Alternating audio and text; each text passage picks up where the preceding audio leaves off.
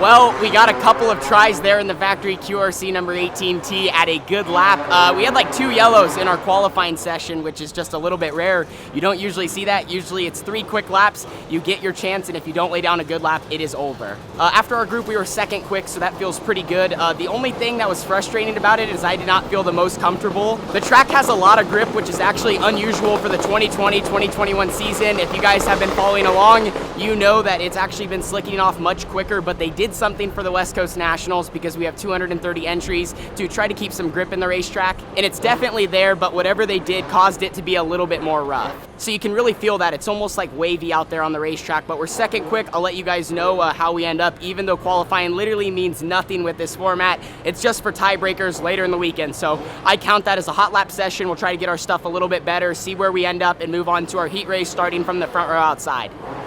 So I talked about the racetrack being a little wavy / rough here at Red Bluff here before the heat races, and I'm not really sure what caused this. They ran the Cage Clones yesterday and did a bunch of practice, and then they reworked it obviously overnight to bring that grip back. So the camera won't even do it justice, but you can kind of see you can kind of see how rough it is, and for these outlaw karts, any little bump can really upset them because we don't got suspension, everything we feel in the seat of the car. So we're just gonna see how it progresses and how it changes throughout the night as we go into open intermediate heat races, and then every single division will run their first set. So the most important part of our Friday showing here at the West Coast Nationals is getting ready to get underway. One thing I wanted to mention, we had a record-breaking car count tonight of 230 total entries for this event. That broke the previous record of 197. So Red Bluff this season has just blown everyone out of the water. The car counts have been fantastic, and that's so healthy for outlaw karts here in Northern California and just on a national level. So the heat race is up next. We start front row outside. That was because we picked that spot. I don't know if I talked about that earlier in the video, but they did something unique for West Coast Nationals. So what they did, we did a pill draw, and then in that pill draw order, we got to pick where we wanted to start in our heat race, and as the spots filled up, we got more and more limited. I was the 18th open driver to pick, so I decided to pick front row outside of heat race number 2. I figured that'd be really good with the passing points, because if I go 2-1, I'll get 105 points. Not only will I get first place finishing points, but I'll also get those 5 passing points for passing one car. So that's the goal for this heat race, and then also in qualifying earlier, we were 4th quick out of 54-55 total open outlaw karts. So for the time tiebreaker, that's great, and if we get in a situation where we need to use that, we're gonna come out on top. So anyway, heat race is up next. Like I said, for Friday, even though we haven't done anything, this is the most important part of the night, so let's make it happen.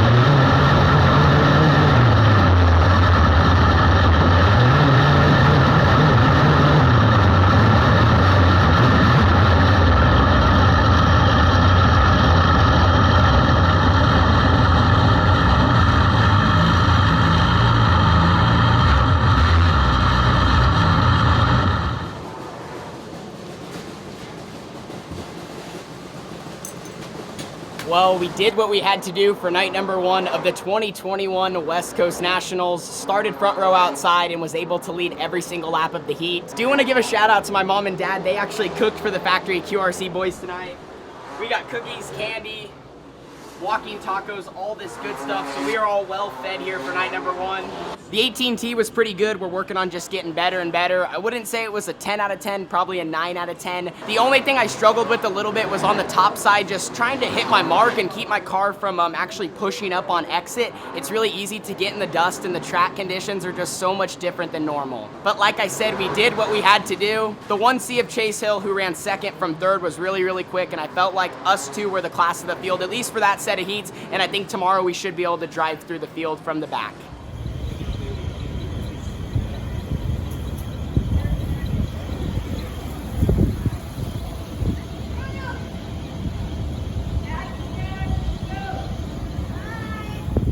So that is going to conclude night number 1 of the 2021 West Coast Nationals. We did everything we had to do in that heat race, and now night number 2 is getting ready to get started this afternoon. We had a little bit of rain right at the end of the night, but fortunate enough we were able to get all the races in. We actually got over fairly early, about 8 o'clock. Had dinner, hung out, got plenty of sleep, and now, like I said, we are ready for probably the most important day of our Nationals because we have another heat race and a qualifier. So stay tuned for that video. Thank you guys so much for watching this one. Red Bluff Outlaws finishing off the season, just a couple nights to go, and we're hoping to finish it off with the Golden Eagle. See you guys all in the next one. Deuces.